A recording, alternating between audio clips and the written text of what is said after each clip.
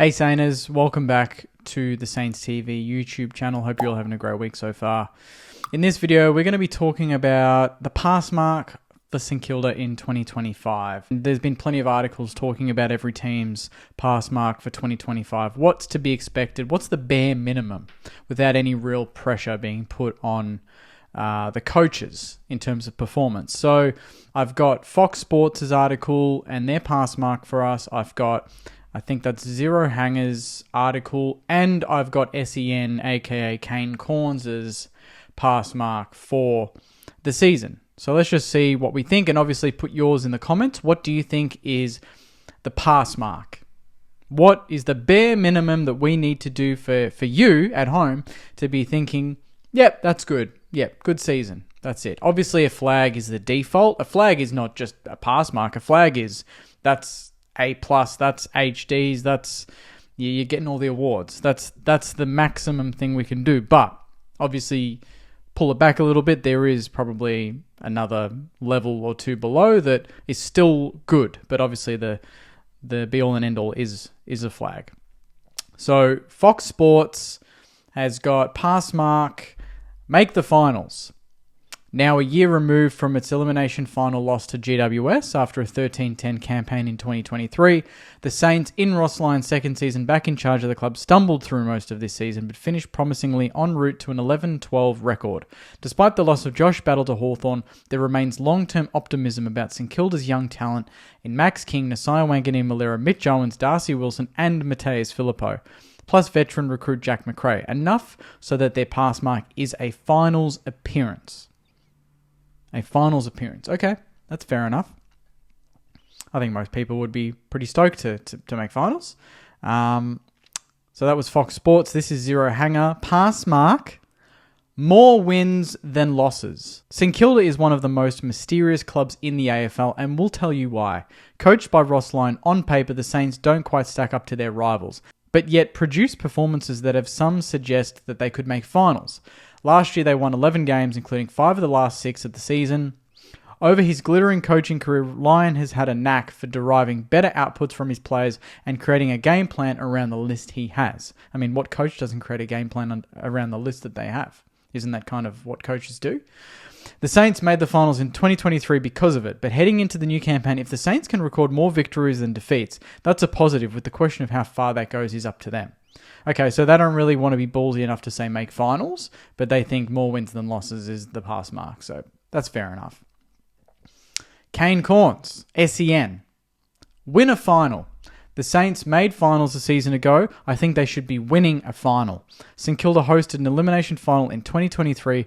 Why would they not be able to get back to that and win a final?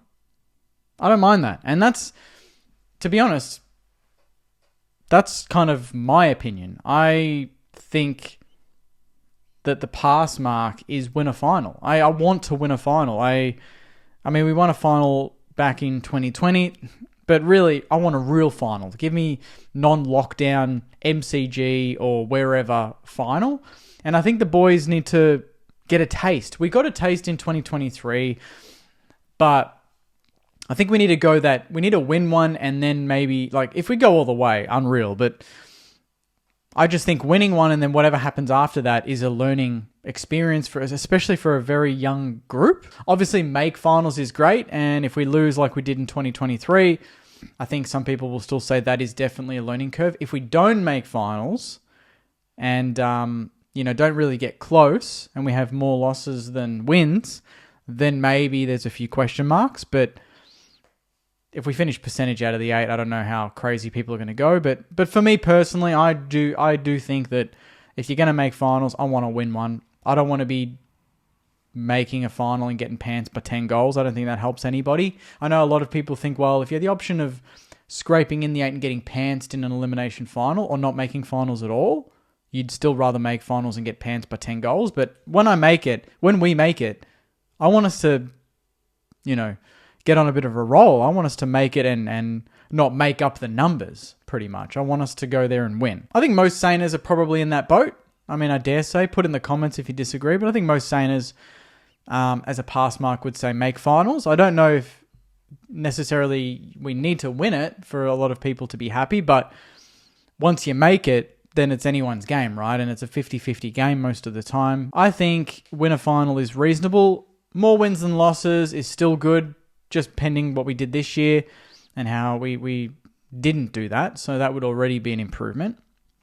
But obviously getting games into the youth and bridging the gap between our best and our worst, which is something that we still haven't quite locked down, although the back end of last season, I think we definitely did that. I kind of like putting that pressure. You know, you can just say finals and that's it, but maybe let's up the ante a little bit. Let's put a bit of pressure on the lads, you know. Let's have some expectation about every season we go into. Let's have a standard. We train that way. We want to play that way. So obviously, I think the supporter base should be thinking that way. So win a final, I'll be very happy with that. Let me know what your pass mark is saying is in the comments.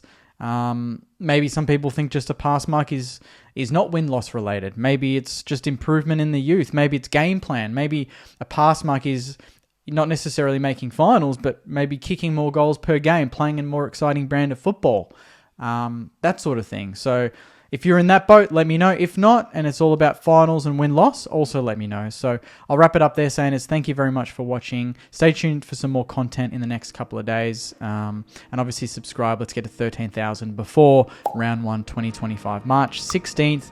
That is 2 months and a week away. It is not long at all. It's very exciting times. Can't wait for it. And obviously the Pracky Games in a month or two as well. So stay tuned, Saners. Thank you very much. Enjoy the rest of your week. And as always, go you mighty Saners.